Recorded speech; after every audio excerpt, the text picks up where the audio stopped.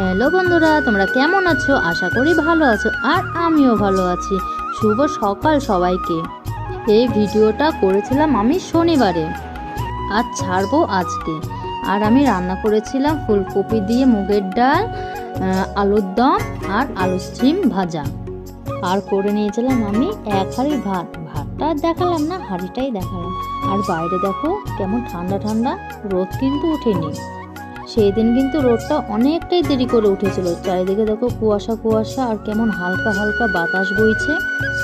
আর দেখো আমার কয়েকটা জামা কাপড় ছিল, সেগুলো আমি ভিজিয়ে নিয়ে কেচে নেব। আর এইদিকে আমার দুই মেয়ে খেতে বসে গেছে।